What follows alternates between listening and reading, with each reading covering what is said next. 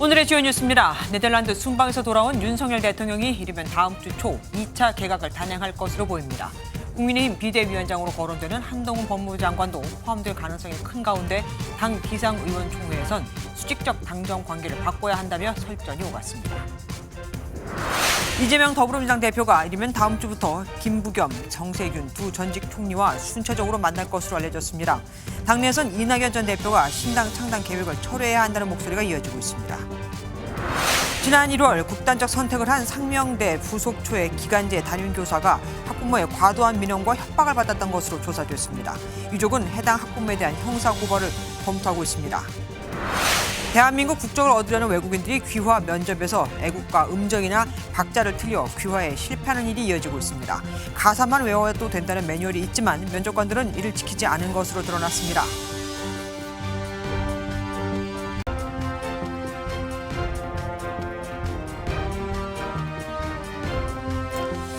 대통령이 없는 동안 여당에선 윤석열 대통령의 최측근으로 불리던 장제원 의원이 불출마를 선언하고 김기현 대표는 대표직을 내려놓고 일이 많았죠. 그로 인해 오늘 국민의힘은 누굴 비대위원장으로 하느냐를 두고 난상 토론을 벌였고요. 하지만 한동훈 장관이든 김한길 국민통합위원장이든 이들은 모두 지금 현재 국정을 맡고 있는 인물들이기에 대통령이 놔줘야 합니다. 원희룡 장관에 이어 또 누굴 놔줄까요? 오늘 네덜란드 순방에서 돌아온 윤 대통령 추가 개각을 서두를 것으로 보입니다. 시기는 이르면 다음 주 초로 예상되는데 김기현 대표 사퇴로 혼란해진 당 수습을 위해서 우선 한동훈 장관을 교체할 가능성이 커 보입니다. 첫 소식 원중희 기자가 준비했습니다. 3박 5일 네덜란드 순방을 마치고 돌아온 윤 대통령이 마중 나온 윤재옥 대표 권한대행과 인사를 나눕니다. 수고가 많았습니다. 윤 대통령은 귀국 직후 국내 현안에 대한 보고를 받고 김기현 대표 사퇴로 인한 전국 혼란 수습책 마련에 들어갔습니다. 먼저 다음 주 초 미뤄둔 2차 개각에 나설 것으로 예상됩니다. 가장 관심을 모으고 있는 한동훈 법무부 장관에 대해 대통령실 핵심 관계자는 이번 개각 때 교체될 것으로 안다고 전했습니다. 이번 개각에는 외교부와 산업통상자원부 등 최소 부처 3곳 이상이 포함될 것으로 관측됩니다. 또 김규현 전 원장 사퇴 이후 공석으로 남아있는 국가정보원장에 대한 지명도 점쳐지는데 조태용 국가안보실장이 유력하게 거론되고 있습니다. MBN 뉴스 원중입니다. 국민의힘은 김기현 전 대표의 사퇴로 생긴 공백을 수습하기 위해 비상의원 총회를 열었습니다. 그런데 여기서 대통령실과 여당의 관계를 어떻게 만들어야 할지 설전이 벌어졌습니다. 총선까지 대통령실과 여당이 하나의 목소리로 단합을 해야 한다. 아니다. 여당이 대통령실에 할 말을 할 수 있는 상황이 돼야 한다. 이렇게요. 노태현 기자가 보도합니다. 국민의힘 비상의원 총회는 1시간 45분가량 진행됐습니다. 의총에서는 의원 20명 정도가 발언대에 올랐는데 수직적이라는 지적이 나온 당정관계를 개선해야 한다는 발언도 나왔습니다. 당정관계 재정립이나 이런 이야기도 여러 가지 의원님들의 의견이 다양한 의견이 있었습니다. 비윤계 의원들을 중심으로 대통령실과의 관계를 수평적으로 재정립해야 한다는 목소리가 나오자 한때 격한 설전이 벌어지기도 했습니다. 당내 한 의원은 MBN에 여당이 대통령실을 향해 목소리를 낼 때는 내야 한다. 지금과 같은 관계로는 안 된다는 취지의 주장이 다수 있었다고 전했습니다. 당정관계가 새로 정립돼야 된다 이런 식의 얘기가 좀 있었습니다. 당의 지금 상황을 매우 위기 상황으로 보고 내년 총선을 어떻게 이길 것이냐. 아울러 총선 승리를 위해선 유승민 전 의원, 이준석 전 대표, 홍준표 대구시장 등 모두가 함께하는 외연 확장이 필요하다는 주장도 나온 것으로 전해졌습니다. MBN 뉴스 노태현입니다. 또 국민의힘 의원총회에선 비대위원장을 누구로 정할 것인가를 두고 설전이 벌어졌습니다. 대표적인 예가 한동훈 장관이었죠. 한 장관을 비대위원장으로 세워야 한다. 무슨 소리냐. 윤석열 대통령이 아바타로 생각하는 한 장관을 올렸다간 총선에서 100석도 못 얻을 거다면서요. 한 장관을 북한 김정은 위원장의 딸 김주애에 비유하는 발언까지 나왔습니다. 이주일 기자입니다. 국민의힘 의원총회에선 한동훈 비대위원장을 둔 갑론을박이 이어졌습니다. 친윤계 의원들이 한 장관의 인지도와 참신함을 내세워 찬성한 반면 비윤계는 정치 경험 부족과 대통령 최측근인 점 등을 이유로 반대한 것으로 확인됐습니다. 한동훈 장관이 맞네. 참신하고 지지도 높으니까 하자. 아직 검증이 안 됐다. 이 과정에서 비윤계 김웅 의원이 오늘 이 총이 북한이 김주애에게 하듯 한 장관을 새 영도자로 추대하기 위해 만들어진 자리냐고 반대한 것으로 전해졌습니다. 총선 패배와 함께 탄핵이 거론되자 친윤계 의원들이 거세게 항의하며 고성이 오가기도 했습니다. 의총에선 원희룡 국토교통부 장관과 김한길 국민통합위원장도 후보군으로 거론됐습니다. 어느 정도 정치 경험이 있는 분, 어느 정도 독자적인 정당의 목소리를 낼 수 있는 분, 외연을 확장할 수 있는 분, 아마 그 정도가. 다만 원희룡 장관은 어떤 역할이든 맡겠다면서도 구체적인 언급은 피했습니다. 구체적으로 어떤 역할을 한다 이런 부분에 대해서는 제가 드릴 말씀은 아닌 거고요. 왜냐하면 저는 저를 희생하는 역할까지 포함해가지고 무엇이든지 해야 된다는. 윤석열 대통령이 네덜란드 순방을 마치고 귀국한 만큼 주말 사이 대통령실과의 물밑 교감을 통해 비대위원장이 인선될 것으로 보입니다. MBN 뉴스 이지율입니다.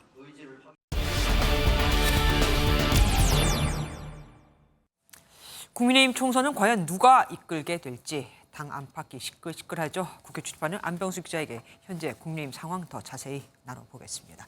어서 오십시오. 한동훈 등판론 비상의원총회에서 누가 먼저 꺼내든 카드입니까? 예, MBN 취재를 종합하면은 회의 초반에 초재선 의원들을 중심으로 한 장관이 비대위원장에 적합하다 이런 의견들이 나왔는데요. 네. 총선을 이끄는 자리인 만큼 대중적 인지도를 부각한 걸로 알려졌습니다. 이 지도부에서도 지원 사격을 했고요. 네. 이에 김웅 의원을 비롯한 비윤계 쪽에서는 한 장관을 향해 새로운 김주애가 될 것이다. 대통령 아바타 아니냐 이런 비판을 내놓은 겁니다. 그렇다고 한 장관 얘기만 하려고 모인 건 아니었을 거 아닙니까? 예, 당초에는 비대위원장 선임을 포함해서 이 총선 전략을 다각도로 논의하는 자리였는데 네. 이에 대해서 수도권 중진 의원은 일각에서 공관위원장 선임 문제가 언급이 되니까 지금 그런 얘기 할 때냐며 고성까지 오갔다고 분위기를 전했습니다. 이 비대위원장 선임 문제를 빠르게 매듭져야 한다는 기류가 매우 컸다는 겁니다. 국민들의 폭넓은 공감을 얻어낼 수 있는 인물, 또 미래와 변화라는 키워드를 상징할 수 있는 인물, 그런 인물들이면 좋지 않을까 싶은데. 그런데 비대위원장 임명은 누가 하는 거예요? 예, 국민의힘 당원을 보면은 임명권자는 윤재욱 당대표 권한 대행입니다. 예, 당 안팎의 의견을 모아서 선임을 하고 이후에 전국위원회 의결을 거쳐서 임명을 하게 되는데요. 여권 여론이 당연히 반영될 수밖에 없겠죠. 이 윤권한 대행은 여러 경로를 통해 추천받고 있다고 언급을 했는데 이를 두고서 지도부 관계자는 대통령을 배출한 당인데 당내 의견만 들을 수 없다며 대통령실의 의중이 좌우할 수 있다고 설명했습니다. 장재현 의원이 불출마 선언을 한 이후 그 뒤로는 별로 중진 희생론이 안 나오는 것 같아요. 예, 어제 열렸던 중진 연석 회의에서도 이 희생론에 대한 언급은 없었던 걸로 파악이 되는데요. 네. 이 한 영남 중진 의원은 선제적인 불출마 선언은 지역 구민들에게 예의가 아니라고 밝혔습니다. 이 공천관리위원회 판단을 받아보겠다는 의지를 보인 건데요. 네. 이른바 윤핵관으로 불리는 중진 의원들도 분위기는 다르지 않은 걸로 파악됩니다. 이 때문에 일각에서는 당 전체의 희생 의지가 아직도 부족하다라는 지적도 나옵니다. 자맹 중인 김기현 전 대표 어떻게 출마 여부는 결정이 됐나요? 예, 김 전 대표 측은 울산 출마 설에 대해서 생각은 있다면서 적극적으로 반박하지는 않았습니다. 네. 다만 출마를 하더라도 단순히 배지를 한 번 더 달기 위한 차원은 아니라고 부연했는데요. 이 영남 중진으로서 요충지인 부울경을 사수하고 또 정부 역할론을 강화하겠다라는 뜻으로 해석됩니다. 먼저 결단을 내린 장재원 의원 아쉬운 마음도 내비쳤습니다. 예, 오늘 자신의 지역구인 부산 사상구에서 마지막 지역 의정 보고회를 열었죠. 네. 이 장 의원은 지지자의 편지 낭독에 눈물을 흘렸고 사상 구민들을 향해서는 큰절까지 올렸습니다. 이 총선 승리 명목으로 불출마는 했지만 3선을 했던 만큼 지난 아쉬움을 드러낸 걸로 보입니다. 네. 장 의원은 잊히는 것이 두렵지만 윤 대통령이 성공하면 여한이 없다고 밝혔습니다. 조심스럽게 여쭤볼게요. 정치권을 떠날 가능성도 있어 보입니까? 이 부분에 대해서는 장 의원이 직접 언급을 한 거나 다름이 없는데 그래요? 장 의원은 사상구의 발전이 완성되는 날까지 떠나지 않겠다면서 여지를 남겼습니다. 네. 선거 뒷바라지에 고생한 아내를 향해서도 뼈 있는 농담을 던졌습니다. 이번에도 제가 그녀한테 뭐라 그러냐면 아이고 성공해서 다행이다. 앞으로 또 성공할 것 같아 근데. 정치권에서는 장 의원이 3년 뒤 지방선거에서 부산시장에 도전할 가능성도 제기됩니다. 예, 지금까지 안병수 기자와 함께했습니다. 고맙습니다. 이낙연 전 더불어민주당 대표의 창당 계획으로 고민이 깊은 이재명 대표가 이르면 다음 주부터 김부겸, 정세균 두 전직 총리와의 만남을 추진하고 있는 것으로 전해졌습니다. 당초 이 두 전직 총리는 이낙연 전 대표와 만났었는데 말입니다. 이낙연 고립 작전일까요? 예, 이와 더불어 당내에선 신당 움직임에 대한 비판도 고조되고 있습니다. 강영호 기자가 보도합니다. 이재명 더불어민주당 대표가 이르면 다음 주부터 김부겸, 정세균 전 총리와 회동할 전망입니다. 오는 20일엔 김 전 총리와 28일엔 정 전 총리와 만나는 방안을 조율 중인 것으로 전해졌습니다. 앞서 신당 창당을 준비 중인 이낙연 전 대표가 두 전직 총리와의 연대 가능성을 밝힌 상황에서 이 대표가 두 사람을 만나 통합 행보에 속도를 붙일 전망입니다. 반면 이 전 대표를 향한 당내 비판 목소리는 계속되고 있습니다. 당내 최대 모임인 더 좋은 미래는 이 전 대표의 창당 선언에 대해 참담함을 금할 수 없다는 격앙된 반응을 보였습니다. 민주당의 큰 어른의 느닷없는 신당 창당 선언은 말씀하신 희망도 아니고 새로운 정치도 아닙니다. 그저 민주당과 지지 세력의 분열만을 가져올 것입니다. 이 대표 측은 이 전 대표와의 만남에 문을 열어놓고 있지만 뚜렷한 일정이 나오진 않는 상황입니다. 민주당 지도부 관계자는 MBN과의 통화에서 고도의 정치 일정인 만큼 예단할 수 없다고 밝혔지만 다른 지도부 의원은 창당 선언을 한 상황에서 만나서 무슨 얘기를 할 수 있겠냐며 부정적 입장을 나타냈습니다. 다만 이 대표가 좀 더 적극적으로 나서 이 전 대표를 설득해야 한다는 목소리도 제기됩니다. MBN 뉴스 강영우입니다. 더불어민주당 지도부, 국민의힘을 견제하는 걸까요? 김기현 대표 퇴진과 장제원 의원의 불출마를 정당 민주주의의 후퇴라고 지적했습니다.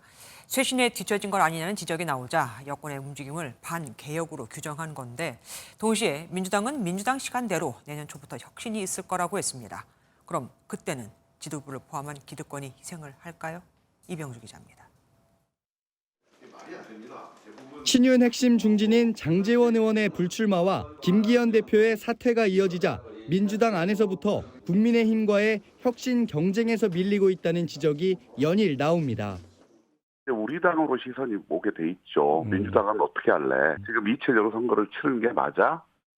이재명 지도부 사퇴 요구까지 나왔지만 당 지도부는 일축했습니다. 비교 대상으로 삼고 있는 국민의힘의 변화가 대통령실에 의한 것으로 혁신 아닌 반개혁이라는 주장입니다. 홍익표 원내대표는 대통령실과 척졌다고 당대표와 유력 중진 인사가 이선으로 후퇴했다며 과거 군사정권 시절에나 볼 수 있던 모습이라고 꼬집었습니다. 민주당은 뭐하냐 얘기하는데 그러면은 대통령 한마디에 물러나는 이게 혁신이라고 우리 언론들은 보시는 겁니까? 또 민주당은 자체 혁신 계획에 따라 움직이겠다며 걱정하지 말라고도 날을 세웠습니다. 당내 비주류 모임인 원칙과 상식이 제안한 이재명 지도부 사퇴와 통합 비대위 출범 요구에 대해서는 지도부는 물론 동료 의원들의 호응도 별로 없다고 한 초선 의원은 전했습니다. 이재명 사퇴론을 일축한 민주당 지도부는 이재명 대표를 중심으로 단일 대우를 유지하며 총선을 준비한다는 계획입니다. MBN 뉴스 이병주입니다. 내년 총선 출마를 준비 중인 친명계 인사의 공천 적격 판정을 놓고 민주당 안팎에서 논란이 일고 있습니다. 과거 범죄 이력 때문인데 결국 민주당은 하루 만에 부적격으로 결과를 뒤집었습니다. 자신의 최측근이지만 이재명 대표 역시 실수라고 한 발 물러섰는데 앞으로도 이런 인사원칙 계속 지켜질까요? 권영범 기자입니다. 앞서 정의찬 특보는 민주당 공직선거 후보자 검증위원회의 2차 공천 적격 판정자 95명의 이름을 올렸습니다. 그런데 정 특보가 유죄 판결을 받은 사실이 알려지자 검증위가 재검증에 나섰고 하루 만에 부적격 판정을 내렸습니다. 정 특보는 1997년 이종권 고문치사 사건 가담 혐의로 구속돼 1심 징역 6년, 2심 징역 5년을 선고받았고 이후 김대중 정부 시절인 2002년 특별 사면 복권됐습니다. 당 대표 특보라 적격을 주었다는 비판을 의식한 듯 이재명 대표도 한 발 물러섰습니다. 제 논의에서 처리해야 될 사안으로 생각됩니다. 규정을 잘못 본 업무상 실수가 아닌가 싶습니다. 정 특보는 결과를 받아들일 수 없다며 불복 절차를 밟겠다고 반발했습니다. 당시 저는 폭행 현장에 있지도 않았습니다. 폭행을 지시하지도 않았습니다. 현재 이재명 당대표 특보이기에 역차별입니다. 광주 서구갑 출마를 준비 중인 강의원 특보도 1997년 이석 치사 사건에 연루된 가운데 성희롱 논란까지 불거진 상황. 검증위가 강 특보는 아직 지원하지 않았다며 진화에 나섰지만 부실 검증 논란은 더욱 커질 전망입니다. MBN 뉴스 권영범입니다. 지난 1979년 발생한 신군부의 12.12 사태를 다룬 영화 서울의 봄을 두고 민주당이 국민의힘을 공격하고 있죠. 국민의힘이 민주당이 군부 독재의 부정적인 이미지를 덮어 씌우려 한다며 12.12 사태를 주도한 하나회를 해체한 건 바로 국민의힘의 뿌리였다고 강조했습니다. 김순채 기자가 보도합니다. 지난달 22일에 개봉한 서울의 봄은 신분구의 12.12 군사 쿠데타를 다뤘던 영화로 관객 700만 명을 넘기며 흥행 돌풍을 이어가고 있습니다. 더불어민주당은 서울의 봄을 두고 여당을 향한 공세를 이어온 바 있습니다. 이제 국민들이 이제 전두광에 분노하는데 이것 역시 국민을 두려워하지 않는 윤석열 정권과 여당 이 모습과 지금 겹친다는 이제 그런 관람. 이재명 민주당 대표도 SNS에 서울의 봄이 저절로 오지 않았음을 똑똑히 기억하겠다며 사실상 현 정부를 정면 비판했습니다. 이를 두고 국민의힘은 영화를 이용해 군부 독재의 부정적 이미지를 정부와 여당에 덮어 씌우려 한다며 반발했습니다.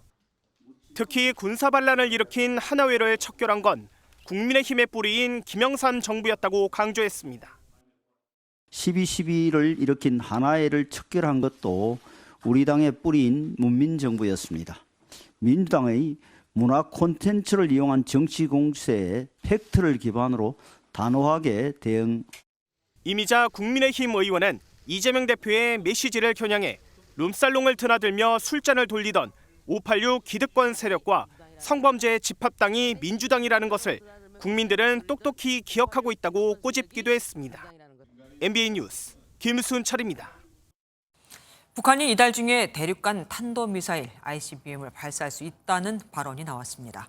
이에 따라 한미일이 북한의 미사일 정보를 공유하는 시스템도 곧 그러니까 올해 안에 가동을 시작할 거라고 합니다. 워싱턴에서 최준락 특파원이 전해왔습니다.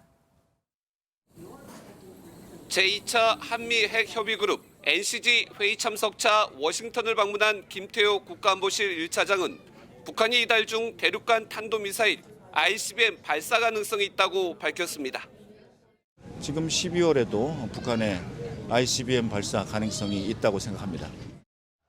이어 ICBM 기술을 활용한 북한의 탄도미사일은 확장 억제 검토 대상이라며 이번 NCG에서 논의할 뜻을 내비쳤습니다. 김 차장은 북한의 탄도미사일 발사는 핵위협 공격이 된다며 북한이 오판한다면 핵 공격을 어떻게 초기에 제압하느냐가 확장 억제라고 강조했습니다. 또한 이 확장 억제와 관련해 한미 간의 정보 교환이나 공동기획, 집행 등에서 구체적인 성과가 이루어지고 있다고 설명했습니다. 김 차장은 이어 한미일 3국 간에 북한의 미사일 경보 정보를 실시간으로 공유할 수 있는 시스템도 올해 안에 발표될 것이라고 말했습니다. 2023년 내에 한미일 간의 북한 미사일 경보 정보 시스템이 완성 단계에 와 있고 언제 완성되었다라고 발표는 곧 다른 경로를 통해서 발표가 될 것입니다. 이와 관련해 미 국방부도 올해 내에 한미일이 북한 미사일 정보 공유를 시작할 것이라고 확인했습니다. 북한이 지난달 군사 정찰위성 발사에 이어 이달 안에는 ICBM을 발사할 것으로 보여 한미 핵협의 그룹에서 어떤 논의 결과를 내놓을지 관심이 쏠리고 있습니다. 워싱턴에서 MBN 뉴스 최중락입니다. 백현동 개발 비리 의혹과 관련해 인허가를 이끈 것으로 꼽히는 로비스트에게 검찰이 징역 5년을 구형했습니다. 이재명 당시 성남시장 선대본부장 출신으로 개발 사업에 개입해 금품 77억 원과 사업권을 수수했다고 보고 있거든요. 검찰은 이 사건을 지역 권력과 유착한 토착 비리로 죄질이 아주 불량하다고 다시 한번 강조했습니다. 심가연 기자입니다. 백현동 특혜 의혹 관련 알선 수재 혐의로 재판에 넘겨진 김인섭 전 한국하우징기술 대표가 굳은 표정으로 법정으로 향합니다. 오늘 결심인데 최후 진술 어떻게 좀 하실 건지. 검찰은 김 전 대표에 대해 징역 5년 선고와 함께 66억여 원을 추징해달라고 재판부에 요청했습니다. 또 이 사건이 장기간에 걸쳐 지역 권력과 유착한 토착 비리로 죄질이 불량하다며 민간업자에게는 막대한 개발 이익을, 성남도시개발공사에는 막대한 손해를 끼쳤다고 강조했습니다. 김 전 대표는 지난 2015년 9월부터 올해 3월까지 성남시 백현동 개발 인허가 알선의 대가로 정바울 대표로부터 금품 77억 원과 5억 원 상당의 한바식당 사업권을 수수한 혐의를 받고 있습니다. 이재명 당시 성남시장 선대본부장 출신인 김 전 대표가 영향력을 행사해 인허가 특혜를 받아냈다는 게 검찰 조사 결과입니다. 김 전 대표는 최후 변론에서 정바울 대표와 사업을 성공시키려는 생각뿐이었다며 불법 특혜를 받을 생각은 전혀 없었다고 주장했습니다. 김 전 대표에 대한 1심 선고는 오는 2월 13일 내려질 예정입니다. MBN 뉴스 심가현입니다. 지난 7월 서귀포 교사 사망 사건에 대한 교육청의 기자회견 때 불쑥 나타나서 내 딸도를 외쳤던 남성 기억하십니까? 상명대 부속초에서 담임을 맡았다 극단적 선택을 한 기간제 교사의 아버지였는데 이 조사 결과 학부모의 과도한 민원과 협박, 폭언이 있었던 것으로 확인이 됐습니다. 학교는 교사의 개인 전화번호를 학부모에게 공개했고 숨진 교사는 지난해 3월부터 6월까지 평일, 주말, 낮과 밤 가리지 않고 1,500건 이상의 연락을 받아야 했습니다. 먼저 신용수 기자가 취재한 내용 보시고 남은 문제, 남은 의혹은 뭔지 더 자세히 살펴보도록 하겠습니다. 서울시 교육청에서 열린 상명대 부속초 기간제 교사 오모 씨 사망 사건 관련 간담회 현장입니다. 참석한 유가족은 말을 잇지 못하고 눈물을 흘립니다. 내가 너를 사랑하기 때문에 우리 같이 평생을 살자고 얘기했으면은 얘가 다른 선택을 하지 않았을까? 사건은 오 씨가 지난해 6월 담당 학급에서 일어난 학폭을 중재하는 과정에서 일어났습니다. 당시 오 씨는 한 학부모로부터 경찰에 고발하겠다, 다시는 교단에 못 서게 하겠다는 등 폭언에 시달렸습니다. 이후 오 씨는 올해 1월 극단적 선택을 했고 7월 서희초 교사 사망 관련 기자회견에서 유가족이 억울함을 호소하며 세상에 알려졌습니다. 우리 딸도 똑같은 자식이고 제발 좀 들어주세요. 우리 딸도 6개월 전에 유가족은 고인이 과중한 담임 업무와 학폭 관련 학부모들의 항의성 민원이 우울증과 극단적 선택의 원인이라고 주장했습니다. 교육청도 유가족의 주장을 인정했습니다. 조사 결과 오 씨의 우울증과 사망이 학부모의 과도한 항의와 협박성 발언과 관련돼 있음을 확인했다고 발표했습니다. 다만 이번 조사에는 현실적인 한계점도 있었습니다. 폭언을 한 것으로 추정되는 학부모에 대한 직접적인 조사는 제대로 이뤄지지 못했기 때문입니다. 서희초 사건과 마찬가지로 반쪽짜리 조사였다는 지적이 나오는 이유입니다. 교권침해 사안이 생겨도 결국 교사가 모든 증거를 제출해야 되는 상황이거든요. 선생님 근처에 있는 자료만 가지고 조사했지 해당 학부모에 대해서. 유가족은 산업재해 요양급여를 신청하는 한편 폭언성 항의를 한 학부모에 대해 형사 고발 여부를 검토하고 있습니다. MBN 뉴스 신용수입니다. 말로만 전해 들어도 소름이 끼치는데 숨진 교사는 얼마나 힘들었을까요? 하지만 서희초 교사 사망 사건만 봐도 경찰 조사에서 무혐의 결과가 나왔죠. 경찰이 이번 사건을 수사한다고 해도 별 기대가 안 되는 이유입니다. 이 내용 취재원 신용수 기자와 더 자세히 알아보겠습니다. 어서 오십시오. 이번 조사는 서희초 사건보다 더 오래 걸렸습니다. 특별한 이유가 있습니까? 네, 고인의 휴대전화는 비밀번호 오류로 초기화한 상태였습니다. 휴대전화는 포렌식을 할 수 없어 PC와 같은 전자기기를 포렌식하고 업무 수첩을 또 확보했고요. 네. 주변 학부모와 관계자들의 대화 내역을 분석했습니다. 이 밖에 고인의 진료 기록, 유가족과 학부모 면담을 통해 다각도로 조사하느라 시간이 지체됐다고 교육청은 설명했습니다. 이번 사건도 역시 경찰이 조사를 하겠죠? 네, 유가족이 실제 고발을 하면 경찰 조사가 이루어집니다. 네. 하지만 교사 노조 측은 힘든 싸움이 될 거라며 우려하고 있습니다. 네. 서희초 사망 사건에 대해서도 경찰 조사 결과 학부모에 대해 혐의 없음이란 결론이 나왔는데요. 교사들은 현재 진상규명을 요청하며 12만 5천 명이 서명을 했고 경찰에 재수사와 정보 공개를 요구하고 있는 상황입니다. 그러니까 유사한 사건인 서희초에서 혐의 없음 결론이 나왔으니까 이번에도 뒤집기 어려울 거다 이거죠? 네, 맞습니다. 서희초 사건에 대해 항의가 빗발치고 있지만 경찰은 혐의 없음 결론을 고수 중입니다. 특히 서희초는 공립인 반면 고인은 사립초등학교의 기간제 교사였기 때문에 교사 단체나 교총 가입을 할 수 없었는데요. 이 때문에 관련 단체가 지원하는 서희초 사건과는 상황이 조금 다릅니다. 이번 조사 결과 사립초등학교 교사라서 휴대전화 번호를 공개해야 됐다. 그러니까 학부모한테 얘기겠죠. 그런 얘기도 있는데 맞습니까? 네, 맞습니다. 교육청은 고인이 과도한 업무에 시달렸다고 판단했는데요. 네. 지난해 3월부터 6월까지 넉 달 동안 학부모로부터 1,500건 넘게 연락이 왔습니다. 평일 밤과 주말도 가리지 않았는데요. 콩밥을 먹이겠다며 협박한 학부모 폭언도 여기 포함됐습니다. 콩밥이요? 네, 맞습니다. 예? 무슨 얘기입니까? 네, 사립초에서는 담임교사 개인 휴대전화 번호를 학부모들에게 공개하는 경우가 많았는데요. 상명대 부속초 역시 마찬가지였습니다. 현재는 교육청에서 시정 조치를 내린 상황입니다. 오늘 유가족이 고인의 일기를 공개했습니다. 어떤 내용이 담겨 있던가요? 네, 스스로를 다독이면서 어떻게든 힘을 내보려 했던 고인은 일기에 자신의 심경을 적었는데요. 함께 들어보시죠. 내가 지금 힘이 없는 게 당연하기도 해. 많이 힘들었을 텐데 대단해 정말. 기억해. 나는 선하고 강한 사람이다. 나는 선하고 강한 사람이다. 이 또한 지나가리라. 지나가리라. 교사의 꿈을 접지 않았던 고인은 8월 퇴사한 뒤 지난해 말 다른 학교에 정교사로 지원하기도 했습니다. 그러니까 어떻게든 살아보려고 발버둥 치고 있는데 그냥 밀어내버린 겁니다. 지금까지 신용수 기자와 함께했습니다. 고맙습니다.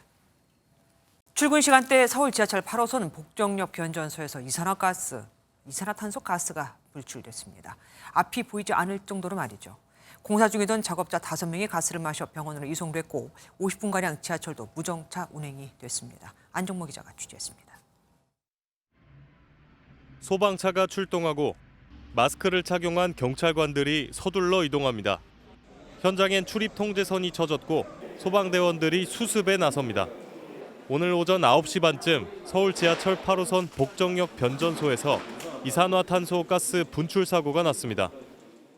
불잡기 같은 소리가 딱 공사 소리였니 했는데 갑자기 연기가 이렇게 꽉 찼어요. 지금 보시는 철문 안에 엘리베이터 공사를 하던 작업자 5명이 있었는데요. 갑자기 변전소에서 이산화탄소가 분출되며 피해를 입었습니다.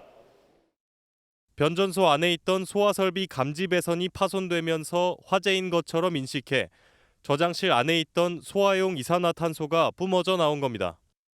이 사고로 당시 엘리베이터 공사 작업자 5명이 병원에 이송됐습니다. 또 추가 피해를 막기 위해 8호선과 수인분당선 상하행선 열차가 50분 동안 복정역을 무정차 통과하기도 했습니다. 현재 수인분당선은 운행하지 않고 있습니다. 이용에 참고하시기 바랍니다. 저는 회사 가는 중이었어요. 지하철을 타러 못 내려간다고 그랬어요. 경찰과 소방당국은 가스가 분출된 정확한 경위를 파악하기 위해 합동 감식을 진행했고 결과를 분석 중에 있습니다. MBN 뉴스 안정모입니다. 아동 성범죄자 조두순이 야간 외출 금지 명령을 어긴 사실이 뒤늦게 알려졌습니다. 집 앞 방범 초소로가 경찰관에게 아내와 다퉈서 나왔다고 말했다는데 경찰의 설득에도 들어가지 않다가 40분 만에야 귀가했습니다. 검찰은 조 씨를 불구속 기소했습니다. 윤규란 기자입니다. 지난 2020년 출소한 이후 조두순이 아내와 함께 거주하고 있는 다세대 주택입니다.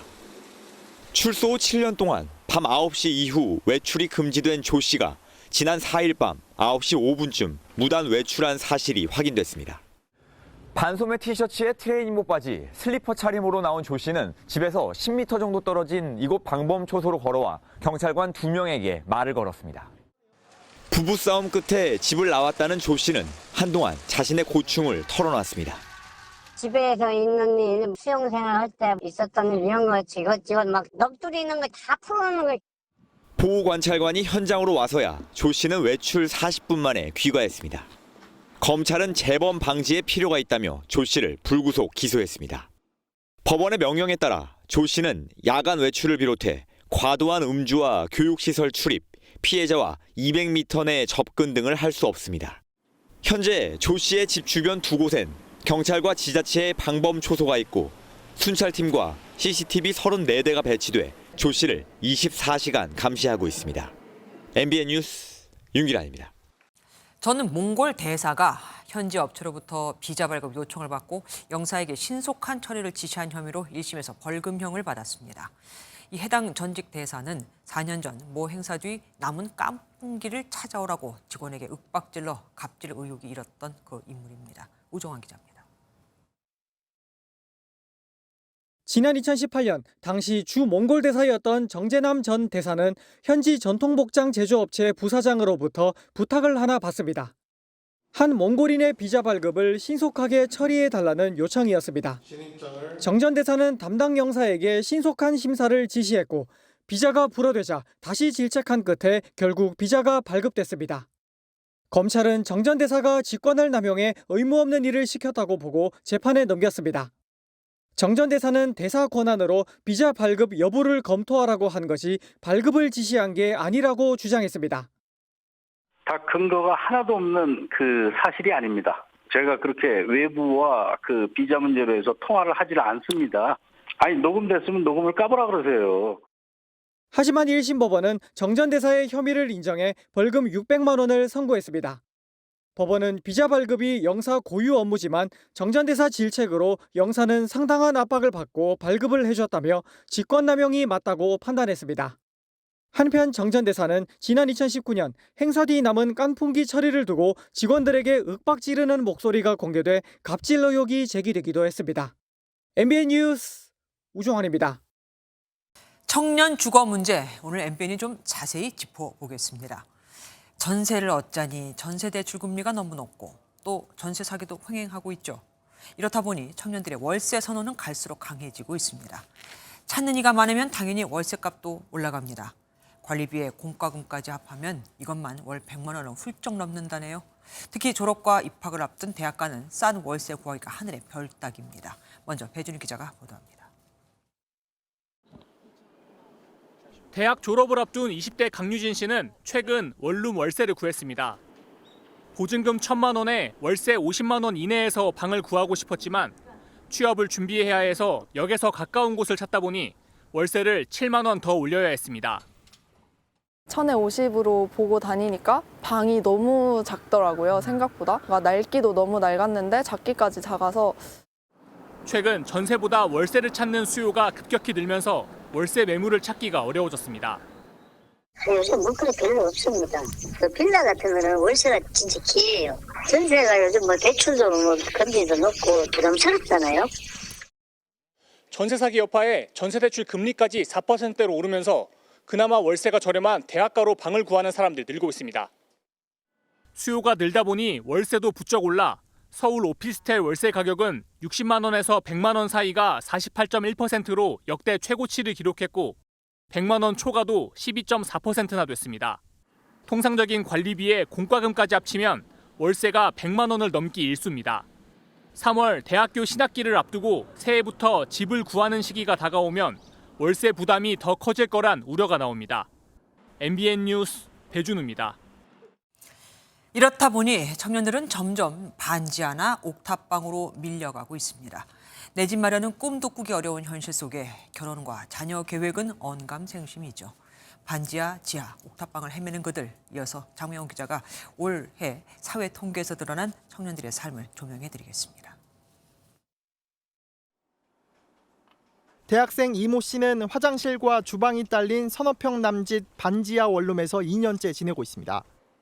습기가 차고 벌레가 자주 나오는 등 불편한 점도 적지 않지만 월세가 저렴해 어쩔 수 없이 반지하를 선택했습니다.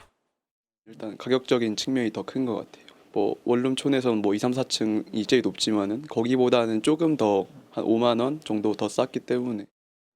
실제 수도권에 혼자 사는 청년 가구가 지하, 반지하, 옥탑방에 거주하는 비율이 가장 높은 것으로 나타났습니다. 대중교통 이용은 그나마 높은 점수를 받았지만 치안, 위생, 문화생활 등 대부분 주거 환경에서 청년들의 만족도가 떨어졌습니다. 청년층이 열악한 주거 환경에 내몰린 건 제자리인 소득에 비해 빚이 몇 년 사이 2배 가까이로 불어났기 때문입니다. 나아지지 않는 살림에 청년 10명 중 3명에서 4명만 결혼을 해야 한다고 답했고 돈이 없어 결혼이 어렵다는 답변이 많았습니다.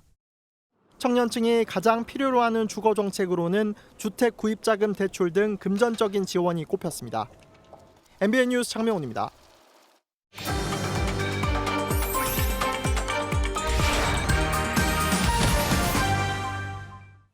합계 출산율 0.7명대. 50년 뒤에는 인구가 3,600만 명대로 추락할 거라고 하는 만큼 외국인 귀화는 반가운 소식입니다. 그런데 귀화 시험 여러 항목 중에서 애국가 가사를 다 외워도 음정 박자에 맞게 부르지 못한다고 한국 국적을 주지 않는 경우가 잇따르고 있습니다. 백기준 기자의 보도 먼저 보시고 다른 나라에서는 어떻게 하고 있는지 등 좀 더 자세히 살펴보겠습니다. 한국에 이주한 지 20년째인 한은춘 씨는 대한민국 국적 취득 시험을 수차례 봤지만 번번이 애국가 앞에 고배를 마셨습니다. 그런데 이유가 좀 석연치 않습니다. 노래 불렀는데요. 엄치박치다고 얘기하고요. 다음에 더 열심히 엄치박치 안 하게 집에 가서 잘 배워서 또 오라고. 법무부는 애국가 음정이나 박자가 어색하면 가사를 암송하게 하거나 손으로 쓰게 한다는 지침을 두고 있지만 소용이 없었습니다. 출입국에다가 전화해서 항의했는데요. 직원이가 가사 외워도 된다고 했어요. 그 다음에 또 시험 보러 갔는데요. 가사 외우면 안 되는가 물어봤는데 안 된다고 하고. 면접관이 매뉴얼을 적용할 때도 있지만 그렇지 않은 경우가 훨씬 많습니다. 구술 그때는 이제 지적을 줘요. 읽으시면 된다고 구술 시험 볼 때는. 근데 최종 면접에는 그런 건 없어요. 이제 노래 더 우렁차게 부르시라, 목소리 작다 이런 거도 지적 많이 받아요. 그게. 법무부는 면접 심사에서 여러 항목을 전반적으로 고려해 당락을 결정한다고 해명했습니다. 애국가만 귀화 시험 불합격 요인이 아니라는 건데 객관적인 평가가 이루어지는지 의문입니다. 국적을 취득하지 못해 병원을 이용하거나 취업할 때 등 제약을 받는 분들이 많습니다. 면접관이 단순 애국가 음정, 박자를 문제로 탈락시키는 건 과도하다는. 귀화 면접 시험은 지난해 12,000여 명이 응시하는 등 매년 10,000명 넘게 시험을 보고 있습니다. 노래 실력보다는 한국어 실력이 응시자들의 당락을 결정할 수 있도록 면접관들이 매뉴얼을 잘 지키게 하는 노력이 필요해 보입니다. MBN 뉴스 백길종입니다. 이 내용 취재한 사회부 백길종 기자와 함께하겠습니다. 어서 오십시오. 백 기자, 그러니까 다른 과목을 다 잘 봤습니다. 그런데 애국가를 잘 못 불렀다고, 그러니까 노래 실력이 부족하다고 그러는 게 말이 됩니까? 네, 그렇습니다. 저희도 이게 석연치 않아서 물어봤는데요. 네. 애국가 가창은 기본 소양이라는 게 법무부 설명이었습니다. 아니, 기본 소양이 뭐길래 노래 실력을 얘기하는 겁니까? 네, 법무부는 국어 능력, 국민으로서의 자세, 자유민주적 기본 질서에 대한 신념 등을 기본 소양으로 꼽았습니다. 네. 애국가 가사를 외우는 것 정도는 국어 능력 그리고 대한민국 사람으로서의 자세와 연관이 있을 수는 있을 텐데요. 음정, 박자가 불안할 경우 가사를 암송만 해도 된다는 매뉴얼이 있는데도 이를 지키지 않고 무조건 잘 불러야 한다는 면접관들의 방침은 이해하기 좀 어려운 대목입니다. 그러니까요. 음치 박치는 그러면은 못 온다는 거 아닙니까? 다른 나라는 어떻게 하고 있던가요? 네, 우리 국민들이 주로 귀화하는 몇몇 나라들의 사례를 살펴봤는데요. 먼저 미국의 경우 면접 시험에서 국가의 공명을 묻는 질문이 있을 뿐 국가를 직접 불러보라는 평가는 없었습니다. 캐나다나 호주 등도 마찬가지였는데요. 네. 우리나라처럼 역사가 긴 편인 프랑스의 경우는 면접에서 국가를 불렀다는 분도 접했지만 필수 사항은 아니었습니다. 어쨌든 면접관을 뽑는 건 법무부잖아요. 법무부는 뭐라고 얘기합니까? 법무부는 면접관들에게 매뉴얼이 잘 공지됐다 이런 입장입니다. 하지만 응시자들의 이야기는 전혀 달랐습니다. 면접 보신 분들이 직접 나와서 어떤 식으로 노래하라면 직접 불러주거든요. 저한테. 이런 식으로 하시라고 하면서 어디 틀리고 다 매워서는 꼭 주의해둘라. 또 면접관들이 유튜브를 보든 노래방을 가든 연습하고 와야 한다 이런 말을 했다고 입을 모았습니다. 근데 또 한편으로는 이게 이분들의 주장이잖아요. 애국가 실력이 정말로 당락을 좌우했을까요? 네, 법무부는 결코 애국가 가창만 보고 당락을 결정하진 않는다고 해명했습니다. 네. 면접 시험의 여러 평가 요소를 전반적으로 보고 판단 내린다는 겁니다. 그럼 평가 요소별로 배점이 딱 이렇게 정해져 있다는 겁니까? 저희도 법무부에 그 점을 물어봤는데요. 따로 정해진 건 없다는 답변이 돌아왔습니다. 즉 당락이 면접관들의 주관적인 인상에 좌우되는 건데요. 그러네요. 이런 구조에서 주관적일 수밖에 없는 애국가 음정, 박자까지 지키라고 하는 건 불필요해 보입니다. 그러네요. 지금까지 사회부 백길종 기자와 함께했습니다. 고맙습니다. 강풍을 동반한 겨울 호우에 곳곳에서 역대 최고의 12월 강수량이 기록됐습니다. 그런가 하면 산지엔 이틀 새 100cm에 가까운 폭설이 쏟아졌죠. 비가 왔다는 건 눈이 내릴 정도는 아니었다는 얘기죠. 내일부터는 북극 한파가 본격 남하하면서 올겨울 최강 한파가 찾아오는 동시에 서해안엔 폭설이 내릴 거라고 예보가 됐습니다. 보도에 최돈희 기자입니다. 눈 쌓인 나무 10여 그루가 도로를 뒤덮었습니다. 요 며칠 내린 눈이 얼어붙으며 무게를 이기지 못하고 부러진 겁니다. 이틀 새 강원 산지엔 100cm에 가까운 폭설이 쏟아졌습니다. 도심에선 종일 비가 이어졌습니다. 한낮인데도 차들은 전조등을 켰고 시민들은 여름 장마철 같은 빗줄기에 옷이 젖기 일쑤입니다. 장마 같은 느낌이 있긴 해요. 눈이 와야 될 것 같은데 지금 계절에 근데 비가 계속 오니까. 이례적인 겨울 오후에 대전과 청주 등 중부 대부분 지역에서 역대 12월 강수량 기록을 갈아치웠습니다. 북쪽의 차고 건조한 공기와 남쪽의 따뜻하고 습한 공기 사이에 동서로 긴 구름대가 형성된 탓입니다. 특히 두 개의 저기압이 한반도를 관통하면서 불게 되는 돌풍의 지형적 효과로 곳곳에서 호우와 강풍이 이어졌습니다. 영하 30도의 북쪽 찬 공기가 본격적으로 남하하는 내일부터 또 한 번 날씨가 급변합니다. 서해상에서 발달한 눈구름으로 호남엔 많은 눈이 예보됐고 전국 대부분 지역엔 한파특보가 내려지겠습니다. 기온이 급감하며 주말 동안 전국 대부분 지역에 한파특보가 발표되겠고 다음 주까지 이번 추위는 지속될 것으로 예상됩니다. 특히 이번 눈은 두꺼운 구름층에서 만들어진 쌓이기 쉬운 한방눈이 될 가능성이 크고 영하권 날씨에 내린 눈이 도로에 얼어붙어 빙판길이 되기 쉬운 만큼 교통안전에 각별한 주의가 필요해 보입니다. MBN 뉴스 최동입니다. MBN이 집중 보도해드린 대로 투자 원금의 반토막 날 위기에 처한 홍콩 ELS 가입자들이 시중은행의 불안전 판매와 피해 복구를 호소하기 위해 서울 여의도 금융감독원 앞에 모였습니다. 하지만 과거 비슷한 사례를 보면 피해 보상까지는 산 넘어 산이 될 가능성이 큽니다. 최은미 기자가 다녀왔습니다. 얇은 우비 하나로 비바람을 버티고 선 사람들. 시중은행을 통해 홍콩 H지수 연계 ELS에 가입했다 원금이 반토막 날 상황에 처한 가입자들입니다. 가서 저 분노라도 울분이라도 내가 여기를 해야지. 여기다가 내 좋겠다 그래서 지금 뭐 비가 오든 말든 나온 거예요. 나와야죠. 너무 막 눈물 나. 속상해서 눈물 나요. 나와야죠. 서툴게 마이크를 잡고 단상에 오른 사람들은 눈물을 참지 못합니다. 저는 다른 투자도 할 줄도 모르고요. 은행 다니면서 정기예금하고 은행을 믿고 가입한 제가 죄인입니까?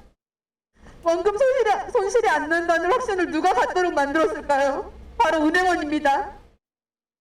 2021년에 가입해 내년 1분기에 만기가 되는 판매액은 4조 원 정도로 홍콩 H지수가 지금 수준 그대로라면 2조 원 넘는 손실이 발생합니다. 특히 가입자 가운데 60세 이상 고령자는 절반 수준인 47.5%로 판매액만 6조 5천억 원에 달합니다. 금융감독원은 하루빨리 보상 기준을 마련하고 분쟁을 조정하겠다는 방침이지만 장기전으로 흐를 가능성이 커 보입니다. 과거 환 해지 상품이었던 키코 사태나 2019년 DLF 사태 때는 전액 보상이 되지 않았고 보상 비율 결정과 법적 소송까지 상당한 시간이 걸렸습니다. MBN 뉴스 최은미입니다. 이번 윤석열 대통령의 네덜란드 방문에서 가장 관심이 높았던 건 반도체, 특히 삼성전자와 네덜란드 기업 ASML 간 기술 협력 소식이었습니다. 세계 최고 수준의 반도체 제조업체와 장비업체가 손을 맞잡는 거니까요. 이재용 회장이 귀국한 날 삼성전자는 경기 동탄시에 두 회사의 공동 연구소를 짓겠다고 발표했습니다. 한범수 기자입니다. 이재용 삼성전자 회장이 윤석열 대통령의 네덜란드 국빈 방문 동행을 마치고 귀국했습니다. 밝은 표정을 띈 이 회장은 순방 성과를 묻는 질문에 머뭇거림 없이 반도체라고 답했습니다. 이번 순방 성과 네. 혹시 어떻게 평가하시는지 여쭤봐도 될까요? 이번에는 반도체가 거의 90%였죠. 예. 세계 최고 수준의 반도체 장비 업체 네덜란드 ASML과 협력 방안도 보다 구체적으로 제시됐습니다. 경기 동탄시에 두 회사의 공동 연구소를 짓고 ASML이 조만간 출시할 하이 NA EUV 노광 장비를 들여와 활용 기술을 함께 개발하겠다는 겁니다. EUV 장비는 반도체를 만들 때 웨이퍼 위에 빛을 쏘아 회로도를 새기는 기계를 의미합니다. 종이에 작은 글씨를 쓰면 더 많은 정보를 담을 수 있듯이 미세한 회로를 새길수록 반도체 성능도 좋아집니다. 삼성전자가 들여오는 하이 NA EUV는 2나노미터 이하로 회로 간격을 둘 수 있는 최첨단 장비입니다. 장기적으로 디램이나 또는 로직에서 하이네 EUV를 좀 더 잘 쓸 수 있는 계기를 만들지 않았나 그렇게 생각합니다. 경계현 사장은 ASML과 협력이 반도체 공급망에서 굉장히 튼튼한 우근을 확보한 것이라고 평가했습니다. MBN 뉴스 한범수입니다. 옛 한국타이어그룹 한국앤컴퍼니 주가가 전일 대비 20% 이상 급락했습니다. 지금 한국앤컴퍼니는 조양래 명예회장의 차남 조현범 회장이 맡고 있는데 장남이 MBK 파트너스를 앞세워 인수합병 시도에 나선 상황이죠. 그런데 형제 간의 제2차의 경영권 싸움이 아버지의 개입으로 쉽게 끝났다는 관측이 나옵니다. 김종민 기자가 보도합니다. 조양래 한국앤컴퍼니 그룹 명예회장은 지난 7일 한국앤컴퍼니 주식 258만 3,718주를 주당 22,056원에 취득했습니다. 조 명예회장의 지분 2.72% 매입으로 조현범 현 회장 등과 합한 지분은 45.61%로 상승해 50%에 가까워지면서 경영권 방어에 유리해졌습니다. 전형적인 하나 형제 간의 갈등인데 이 와중에 차남의 손을 들어서 경영권을 강화시켜 주려는 그런 어떤 행태로 보입니다. 앞서 사모펀드 운용사 MBK 파트너스는 2년 전 경영권 분쟁에서 밀려난 형 조현식 고문과 누나 희원 씨의 손을 잡고 동생인 조현범 회장이 있는 한국앤컴퍼니 주식에 대한 공개 매수를 진행해 경영권 빼앗기에 나섰습니다. 조양래 회장이 차남의 손을 들어주면서 한국앤컴퍼니 주식은 MBK 공개 매수 가격인 2만 원 아래로 떨어졌고 매수할 수 있는 지분 자체가 적어 인수합병이 어려워졌습니다. MBK는 조명혜 회장의 지분 매입과 관련 시세 조종이 의심된다며 금융감독원에 조사를 요청했습니다. MBK 측의 조사 요청에 따라 금감원이 거래 내역을 검토하겠다고 밝히면서 형제 간의 경영권 분쟁은 당분간 이어질 전망입니다. MBN 뉴스 김종민입니다. 국내 다목적 댐을 상징하는 소양강 댐이 준공된 지 어느덧 반백년이 됐습니다. 50년 세월 소양강을 어깨에 짊어지면서 홍수를 막고 가뭄을 해결해온 거죠. 극한 홍수가 또 일상이 된 세상에서 소양강댐은 첨단 과학으로 홍수를 예측하는 능력까지 키우며 미래를 대비하고 있었습니다. 김민수 기자가 다녀왔습니다. 높이 123m, 제반 길이 530m의 소양강댐이 웅장한 모습을 드러냅니다. 소양강댐이 담아내는 저수 용량은 국제 규격의 수영장 116만 개를 채울 수 있을 만큼 엄청난 양입니다. 2,500만 수도권 인구가 먹고 사용하는 물 45%가 이곳 소양강댐에서 공급됩니다. 겨울철에도 폭우가 쏟아지는 이상 기후 환경에서 소양강댐의 역할은 특히 중요합니다. 소양강댐이 최대한 물을 가둬야 한강의 홍수도 예방할 수 있습니다. 지난 1981년과 1984년 이례적인 장맛비로 한강이 범람 위기를 맞았을 때도 소양강댐이 한계까지 버텨 큰 피해를 막았습니다. 공사는 1969년 첫 삽을 떴는데 댐 건설을 한 번도 해본 적 없던 현대건설이 시공을 맡아서 4년 만에 완성했습니다. 저에게는 제 생애에 가장 귀중한 일을 남겼다는 자긍심을 갖게 해줘요. 자랑스럽습니다. 하지만 댐 건설로 살던 마을이 사라진 수몰민에 대한 보상은 소양강 댐 건설의 그늘로 남아 있습니다. 정부는 내년부터 신규 댐 10개 건설을 추진하면서 소양강 댐 건설 사업의 장점은 물론이고 단점까지 참고해 추진한다는 계획입니다. 그동안은 2천만 톤 이상의 그 댐에 대해서만 했는데 이거를 모든 댐으로 확대를 할 겁니다. 그러니까 지역의 주민들, 또 지자체, 또 정부 이렇게 거버넌스 체제를 구축을 해서 준공 50주년 기념식에선 소양강 댐이 미래 물관리 산업의 자산으로서 가진 잠재력을 보여주었습니다. 소양강 댐은 올해부터 실제와 똑같이 구현된 가상세계에 극한 재난을 연출해서 대비하는 등 수도권 방어에 박차를 가하고 있습니다. MBN 뉴스 김민수입니다. 푸틴 러시아 대통령이 우크라이나 침공 이후 처음으로 연례 기자회견을 열고 우크라이나 전쟁을 계속하겠다는 의지를 드러냈습니다. 장장 4시간 마라톤 형식의 기자회견은 마치 내년 5선 도전에 딱 맞춘 각본 같았죠. 반격에 실패하고 서방의 지원이 시들해진 우크라이나는 유럽연합 가입을 위한 협상 절차를 시작했습니다. 고정수 기자입니다. 5선 도전을 선언한 블라디미르 푸틴 러시아 대통령의 연례 기자회견은 철저히 조율된 기색이 역력했습니다. 푸틴 대통령은 또 다른 자신을 화면으로 마주하고 건강 이상에 따른 대역 의혹을 직접 해명했습니다. Что касается искусственного интеллекта, да, это мой первый двойник, кстати сказать. 독재 이미지를 덜어내고자 마련한 실시간 여론 스크린은 대통령직을 젊은 층에 양보하라고 한 시민의 전화 문자까지 그대로 드러났습니다. 푸틴 대통령은 대외적으로 강한 러시아 기조도 유지했습니다.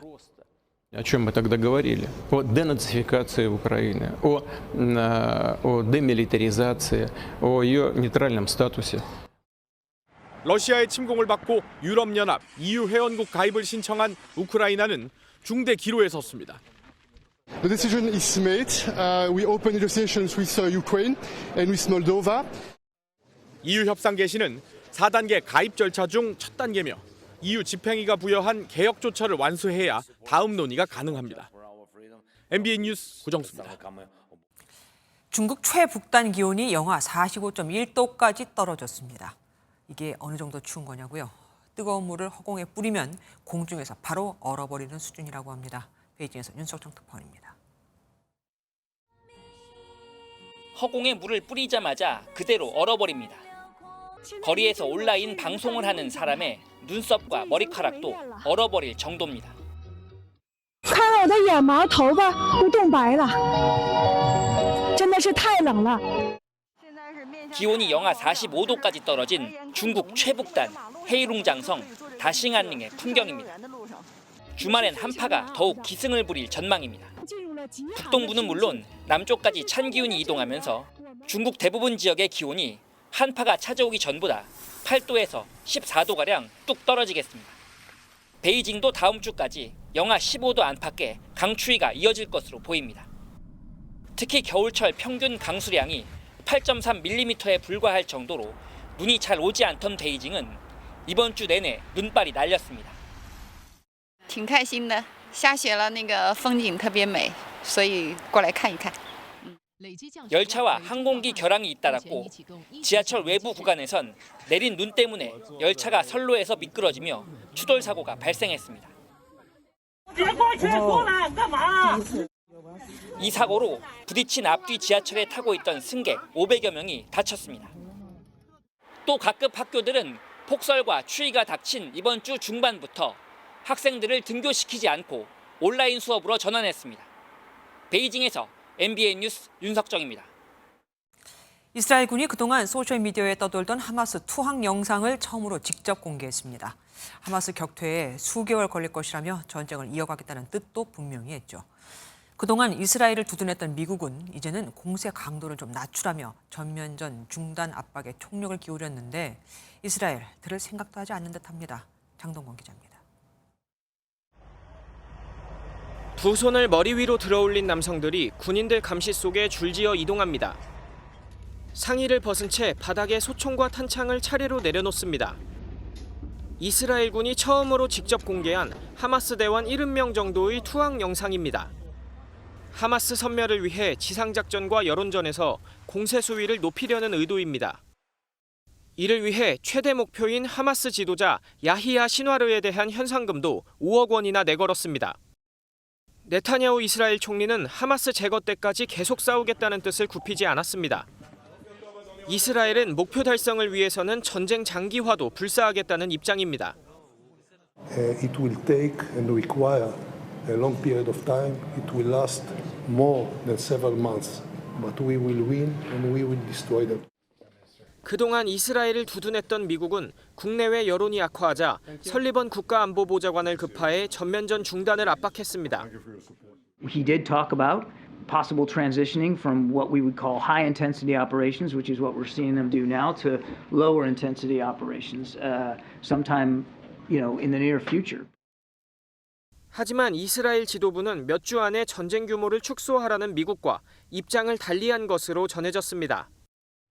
이스라엘의 버티기 상황에서 결국 최대 변수는 바이든 대통령의 실질적 압박 수위가 될 전망입니다. MBN 뉴스 장동건입니다. 영하 20도까지 내려가는 혹한의 땅 남극에서 42.195km를 달리는 마라톤 대회가 열렸습니다. 깃발이 거세게 흔들릴 정도로 몰아친 강풍에도 68명의 마라토너가 꿋꿋이 자신의 한계를 시험했는데요. 웅장한 남극의 경치도 멋지지만 이들의 도전 정신도 빛나 보입니다. 비구름이 동해상으로 빠져나가고 있습니다. 그래도 여전히 대설경보가 발효 중인 강원 북부 산간으로는 밤까지 5에서 10cm의 눈이 더 내리겠습니다. 이 눈은 잠시 소강 상태에 들었다가 주말인 내일 다시 내리기 시작할 텐데요. 이번에는 서해안을 중심으로 폭설이 쏟아지겠습니다. 특히 충청과 호남 지방에 많은 눈이 내리겠습니다. 전북 지역으로는 20cm 이상, 전남으로는 15cm 이상의 큰 눈이 예상되고요. 충청권에도 적게는 2에서 많게는 10cm 이상, 서울에도 1에서 3cm의 눈이 내려 쌓이겠습니다. 동시에 최강 한파도 찾아옵니다. 이번 주말 올겨울 들어 가장 춥겠습니다. 내일 아침에는 우선 영하 3도 보이겠고요. 일요일에는 영하 12도, 체감온도는 영하 17도까지 떨어지겠습니다. 낮 기온도 크게 오르지 못하겠습니다. 중부지방은 낮 동안에도 온종일 영하권에 머무는 곳이 많겠습니다. 남부지방은 부산이 8도에 그치면서 오늘보다 10도 이상 낮겠습니다. 당분간 충청과 호남, 제주를 중심으로는 많은 눈이 길게 이어질 전망입니다. 내셨습니다. 안녕하세요. 김주하입니다. 공정하고 신속한 MBN 뉴스, 유튜브를 통해서도 만나보실 수 있습니다. 특히 더 많은 뉴스와 라이브를 보고 싶으시다면 오른쪽을 눌러서 구독하시면 됩니다. 어렵지 않죠? 빠르고 정확한 뉴스로 계속 찾아뵙겠습니다. MBN 뉴스를 시청해 주신 여러분 고맙습니다.